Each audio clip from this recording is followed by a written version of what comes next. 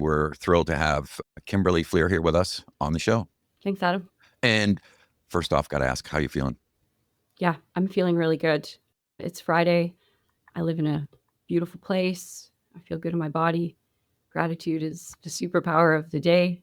Here on the show, longtime listeners know that we pound the drum pretty religiously around the stigma of mental health, hospitality industry, and the fact that we haven't been very good stewards of our human capital for a long time. And these things went unnoticed and unrecognized and was chalked up to, yeah, that's the way it's going to be. So, either you can hang with it or not.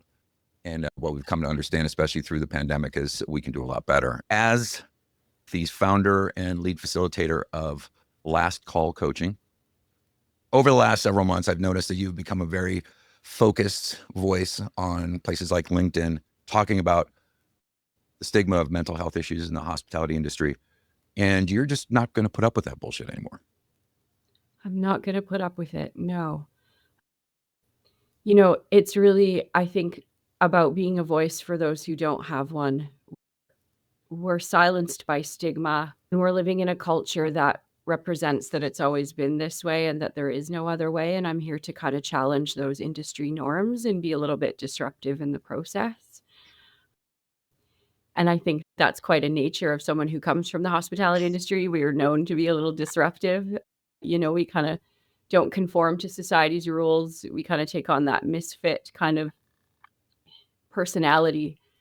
And so after my own journey of struggling pretty intensely with some self-destructive behaviors, habits, patterns, all which were fueled by the industry, not necessarily starting in the industry, but what happened is the industry attracted me so I could escape, so I could numb out. And I think that's a missing component in a lot of the conversations and a lot of the awareness that's being brought forward, is that we're dealing with a group of individuals who someone are looking for that escape or looking for that kind of just outside the 9 to 5, something that allows them to constantly be like the dopamine rush of a busy service, the adrenaline, the instant gratification. All of those are not necessarily recognized as being something that can hinder mental health if not addressed properly. Yeah. Kind of underlying culture of instant gratification, and how in my career that really served me. I got into the industry ultimately because I didn't know it in the moment, but once I got into it, I was kind of like looking for a community and a place to be, fully me. Anthony Bourdain is on record as saying, the kitchen's one of the last great meritocracies. And it's true. If you can kick ass on your station, nobody really gives a shit. They don't care where you come from, what color you are, what your background is. And very often, they don't give a shit about what you're doing in your off time. So speak to me about how your career has influenced what you're doing now. Yeah, it's so embedded with every corner of what I do. I have a plaque on my wall of lived experience, spending 25 plus years in the industry and not necessarily really recognizing the problem when I was in it. In my 20s, it was fun and I got to travel and I was really good at my job, but things started to deteriorate pretty quickly and there was no help there. I kept losing jobs for drinking on shift.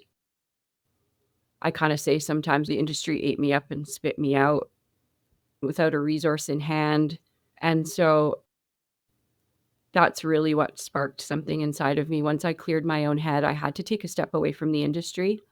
I had to take a step away. So I took a couple of years off. And in that time, just really reflected on my own journey, and then got hit with a tragedy of losing a friend who was also an industry veteran who walked a similar path. He couldn't keep a job by the end. He was getting let go and bouncing around from restaurant to restaurant. And again, just as you said, nobody questions what we're bringing with us as long as you can do your job well, no matter the state of mind that you're in. There were days where we were serving tables and with no sleep. Some of us are still high on whatever it was that we took that morning. And I've worked in some really high reputational places and nobody questions it, because as long as you get the job done. And so in 2021, that's really when it sparked this desire and this pull towards wanting to help the industry. I give credit to the industry for everything that I was, everything I am, and everything I will be. I hit the road at 15 years old. I found community. I found people who gave me attention and the care and the love I didn't receive as a child. And so that's where it kicked off. And I love everything about this industry, but I love it so much that it can't continue the way that it is, or Yeah. it's not going to survive. The new generation is not going to take it. More establishments are going to recognize this. More organizations are going to realize their doors are going to have to, it's not going to look good for them if we don't start taking action and taking care of our people, just like we take care of our guests. Without the guests, we have no business. Without the staff, we have no business. That really lands with me because I'm also thinking about, our responsibility to take accountability, right? For the things that happen to us, the situations that we put ourselves in. Here on the show, we like to say we are the industry, because looking over there to say it was their problem or the industry did it to me, or nobody gave a shit about that, may and all be true, but that comes from a point of having no power to change anything. So to actually acknowledge, nope, nobody forced me to put that thing up my nose. Nobody forced me to go to the, and just having that really shitty feeling about, oh, fuck, I did it again. So yeah, we need to take accountability for it. We need to acknowledge, our part in not only, taking part in it, but also facilitating an environment where that stuff could happen. I remember very clearly watching a line cook on lunch, just sweating bullets because I know he'd been out all night because I had been there with him. And I'm like, I'm not going to bail you out, dude. You're out there playing, then this is the price that you're going to pay. But I think I mentioned in our last conversation together, I wrote a blog post where the main premise of it was, chef, I'm feeling a little itchy. I need to get to a meeting today. Said no line cook ever. Right? Because even then it's shame. Absolutely. Like, we created an environment where people felt ashamed to need to take space for their own, that's not even recovery. That's, I just need to change the vibe, do a pattern interrupt, because so much of my experience was and I thought that was very courageous of you, just saying, nope, I got to heal myself first. You went to a cabin in BC and you sat there with yourself and you were determined to heal that part of you that was, jonesing for recognition and acknowledgement. And, I think the addiction starts a lot sooner than we find any substances, because it's that addiction to, the dopamine. I don't think that's something that's talked about enough, is that dopamine. I talk a lot about different initiatives that we can implement into organizations. And one of them that I think where we're missing a big piece of it is that post shift. Yeah. Pre-shift is great. Take the pulse on your team and find out what's happening. But post shift is where the energy, the adrenaline, the need to come down is quite often where we go and use, or we go out. And I certainly don't want to come across like I'm trying to take the fun or suck the vibe out of the industry, because I want to keep it as unique and fun and keep it for what it is. Yeah. But not at the expense of someone who can't keep their shit together, or someone who's suffering in silence or needs to go to a meeting but can't ask because nobody else will support them. Right. Right. So I think we just have a really great opportunity in front of us to start addressing these things consistently, not a workshop around mental health and burnout prevention and then walk away, right? Yeah. And that's big. That's, to me, sometimes it feels like a larger than life project that I'm working on. I think there's also a misconception around the pathways to recovery. And this is also something that's really, embedded into my work, is recognizing that there's multiple pathways. Yeah. And I think the more that we continue to do this work around hospitality, platforms and spaces will open up that can cater specifically to the unique needs of our industry, because it's a different beast, I believe. Mm. And I think that as we continue to have more of these conversations and implement these strategies and systems, opportunities are going to be available for people like-minded from the industry to come together. There's already people out there doing it. Ben's Friends and Chow has these meetings where we can come together and talk industry shit together, and that's really supportive and really needed. Yeah, I love the Wednesday Chow meetings for men. Yeah. I love it. I've done men's work for many years. And to be able to show up makes a very clear distinction. Is like sobriety is not a prerequisite to attending. So if you're just getting off shift and you've had a couple beers, we welcome that, because I've been in circles where, if you are not stone cold sober, they don't want any part of you. And that's kind of a little bit of rigidity that I push back against as well. Ben's Friends is a great organization. I saw a post the other day about an after shift mocktail thing where people were like learning how to make different alcohol-free drinks, but as a way to get together that doesn't necessarily have alcohol attached to it. I have a friend in Philadelphia, Chef Maria Campbell, who runs an organization where they regularly think up ways to get industry veterans or industry participants together that doesn't have alcohol involved. No. And it's okay if people have a couple, like my philosophy is I meet people where they're at. Yep. It's not complete abstinence. It's not sucking the fun out. You don't have to come in the forest and zen out. And, you can still live a high quality, fun life. Yeah. But eventually it will take its toll. If anyone's listening and they find themselves who've been in the industry, 15, 20 years, like myself, I woke up at the age of 38. The party was well over and I was still doing cocaine for breakfast. This is not sustainable, right? So it's really about meeting people where they're at, and those that do need help know that it's available to them. And just a little science for everybody. A lot of it has to do with flooding the brain with dopamine. And what happens is the brain can only take in so much dopamine. So what it does is it starts to thin out the receptors. And when people enter in recovery or even just decide to do, I'm going to do dry January or whatever, very often those first week to 10 days is pretty morose, because now all of a sudden there are fewer receptors for that dopamine, but there's a lot less dopamine. You need to understand that the brain self-regulates beautifully, and it, in response to lower dopamine, it opens up more receptor sites. Yeah. So you got to stick with it, man, day at a time, moment at a time. And I know lots of people who in sobriety achieved a success that they never thought was possible just because they're clearer. That's me. Never thought possible. Yeah. Never thought possible. And I think, the dopamine rush, not even alcohol and drugs aside, the dopamine rush that comes from a busy, high vibe service, if we can address that after service in a healthy way, Right. again, you're rewiring your brain and you're creating new neural pathways. So the come down after service doesn't have to be so intense. There's many tips and tricks that we can do after service. So mention a couple that, Okay, so I want to try this because I'm listening to this podcast. I'm like, what the hell do I have to lose? yeah, great. So I'm all about body movement because we got to move the energy. All that energy needs to go somewhere. Because what we're doing with drugs and alcohol is we're suppressing it. And now it's still stuck in our energy body. So we got to move the body.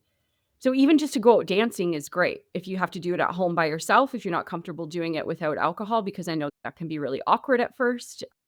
But definitely body movement is really important. Connecting to the breath. Even a little 10-minute breath can totally ground you. I have been doing breath work for the last couple of years. It's been transformative. And so grounding ourselves with breath. There's a little trick called EFT tapping. These are all really like energetic practices. So I've been doing tapping for years and it's really helped me as well. Again, we got to shift that energy and create the space. So dancing, breath, tapping, even journaling, having a deep conversation with a friend, a vulnerable conversation with a friend, unpacking the service that you just went through. Mm. right? So many times we walk out the door after service and we leave it at the door, and that's great, but we're not maybe addressing some things that had surfaced for us during that time. And so again, we're suppressing it with drugs and alcohol. Whereas if we talk it through or journal about it or have some kind of outlet that is safe in a safe container, that can really help too, because then we're not carrying it with us in our mental state. Mm. God, there's so much in there. Yeah. So the first thing I want to acknowledge is the whole somatic Yeah. principle of energy that's locked up in your body, because there's certain people who believe that, that energy stuck in the body and not exercised out metastasizes as a physical entity in the body. And that's where chronic illness comes from. Right, wrong, or whatever. But that movement also, if we're really about a recovery friendly workplace, and let's not even call it recovery friendly, let's talk about an environment where we respect and honor everybody's mental Yeah. health. What would it look like to get the team together at the end of the shift for 5 minutes and say, okay, let's debrief. Everybody, first take a deep breath in and out, and then let's talk about some of the things that happened. Not to like berate anybody. It's a great opportunity to celebrate successes and also give everybody an opportunity to like just dump. And I like walking. Just walk with someone else and then have the conversation, Yeah. which is really cool. I mean, I think sometimes I have a very good friend of mine who I talked to last night, and we would go always out to the smoke pit and we'd sit there silently next to one another. There's 30 people out in the smoke pit, and he and I are over in the corner, and we're not talking because we're kind of self-isolating in that moment. But by the same token, you don't necessarily need to smoke to go out and create a space where you can just breathe and just be by yourself for 10 minutes so that you can get recentered before going into the environment. So I love all those ideas. I think they're fantastic. You mentioned that it seems like a problem too big to solve. And the question for you is, it must be so inspiring that it pulls you forward as opposed to pushes you forward. Can you speak to that a little bit? Yeah. That larger than life project. I feel like I'm a tiny voice, but I'm a loud creature or something is coming to me, like, because I am just one, individual. But the pull is because I have conversations like this. Mm. There's no pushing. There's no, I did that for too long. This is about passion and impact. And so I get pulled and drawn towards intuitively the people that resonate with my work, Mhm. who want to have these conversations, who are open and willing to change. So I don't know if that's answering your question, but I'm pulled towards the leaders in this space. And that's what allows me to keep going. Mm. I have yet to meet one person. Maybe there's a couple of naysayers on LinkedIn. I saw one comment yesterday, I guess. Yeah, we won't go there. I think everybody that I speak to is all for this and wants to support this. And no one has said, stop, don't do this, or, there are people that will ignore me. There are people that maybe will say things, when I'm not in the room. But for the most part, there is no denying that this culture needs a shift. Yeah. So, What do you do for your own self-care? so I live quietly in the forest in a cabin alone with no children. So I've created a very spacious life that allows me to have a really beautiful self-care practice. Um, I When I got sober, I eliminated a lot of distractions as well because Mm. I knew, like I don't have a big screen TV. I don't scroll social. I use LinkedIn as a tool, not as a way to numb or be mindless. So self-care for me looks like, so I cold plunge every day. I swim in the Pacific Ocean every day. Now, obviously it gets warmer in the summer, so I have to switch to cold showers, but that practice alone has been one of the most transformative I've ever experienced. This winter it was like -8, 2 feet of snow, which is pretty rare for the Mm. Sunshine Coast, Sure and is. going down in my robe and slipping into that freezing cold water, like, that's strength, that's Yeah. clarity. It There's a also lot of things. produces some pretty incredible physiological changes in the body when you submerge yourself in cold water. I mean, it Yeah. drives all the blood to the center of the organs. Yeah. It's Want to talk about dopamine? I mean, boom, right? There isn't many other things organically that feel so good when you come out of the water. Every cell in your body is alive. I think that's one, apart from last call coaching, I think that my cold plunging will be the legacy I leave behind. I've gotten quite a few of my friends into it. it feels so good right after the pain stops. Yeah, the first like 15 to 45 seconds is what am I doing? But then once I'm in, I'm up to about 10 minutes. So I've really trained myself. You're a polar bear. Yeah. And then, we spoke earlier about energy practices, and this has been vital in my healing journey and my self-care. I took the route of energy practices such as breath work. I do qigong, I do yoga. I'm very connected to nature. I spend a lot of time out in nature by the sea or in the forest.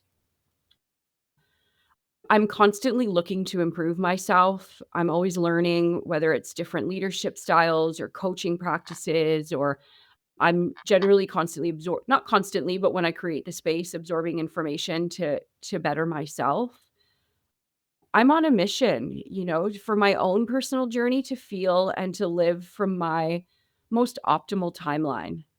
I kn from the highest version of myself, and then by extension, because I live that way, I'm able to support others in doing the same, because integrity is one of my core values, so if I don't walk the walk and talk the talk, then I'm out of alignment, right?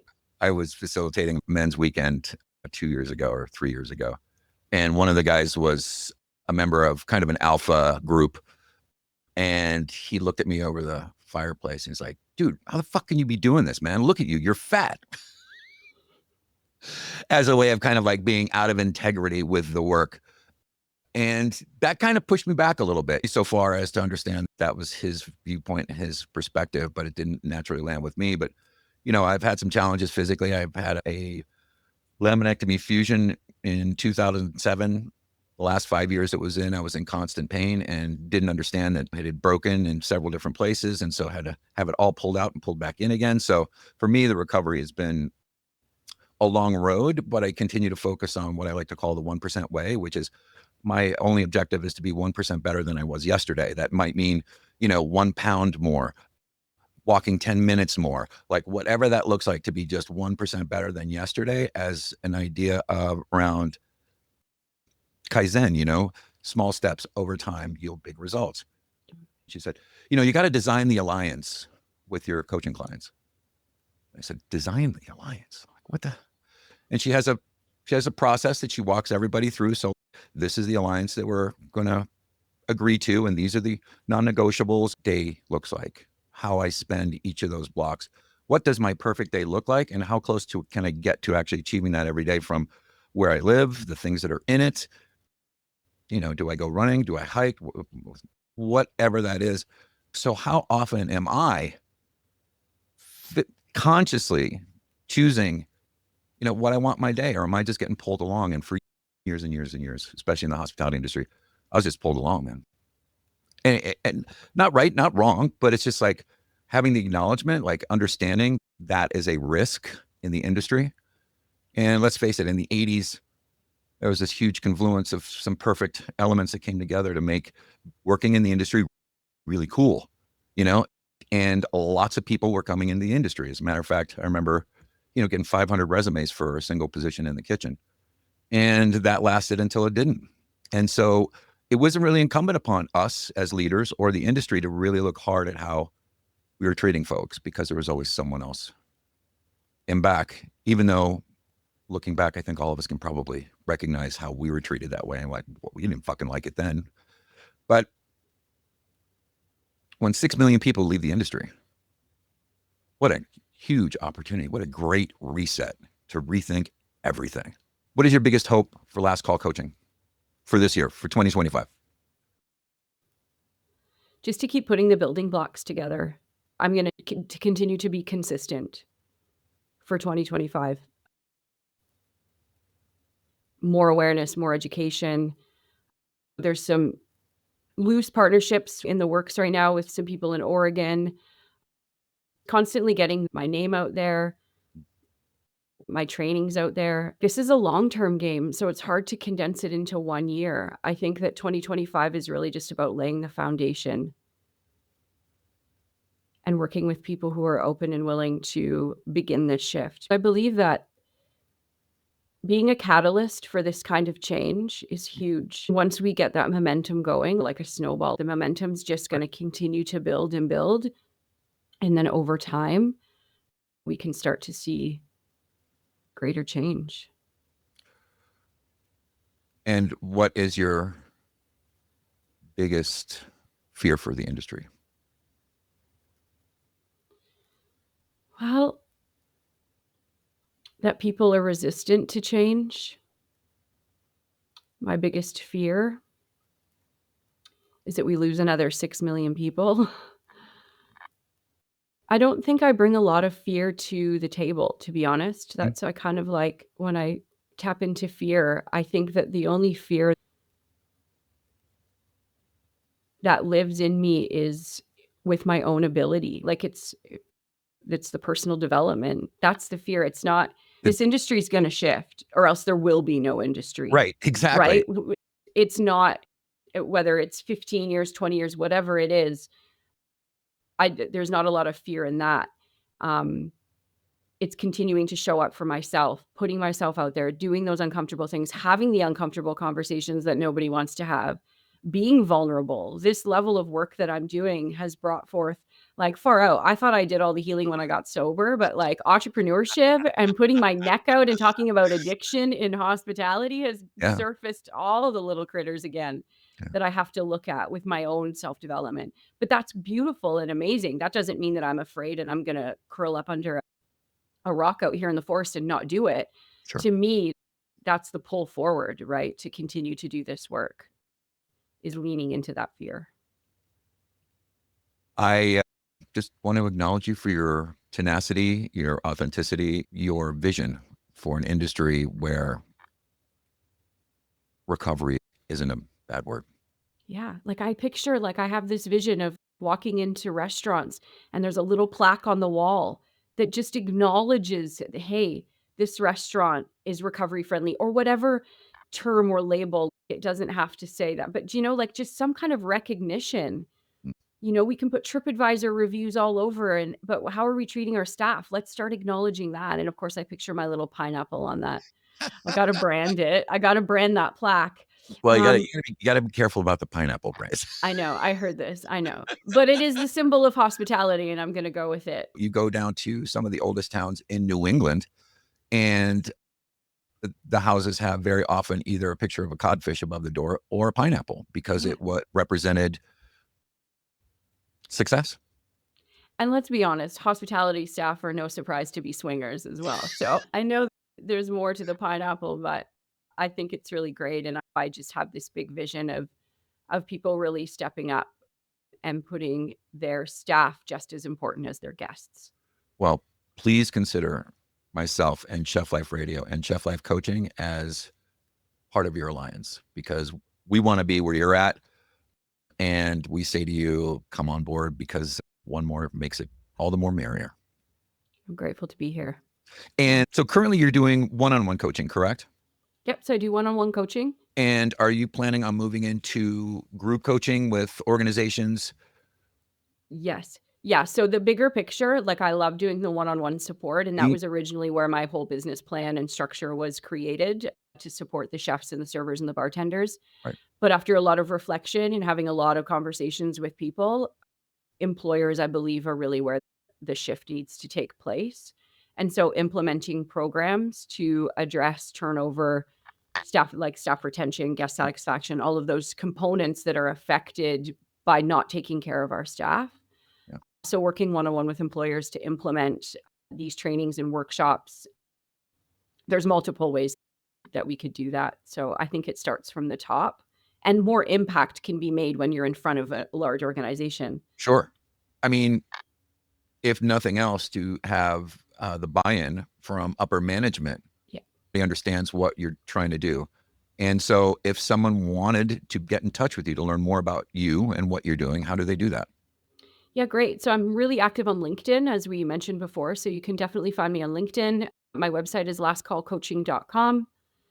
So the best way would be LinkedIn or my website. And we'll make sure that we have all those links in the show notes. Kimberly Flear, thanks so much for being with us.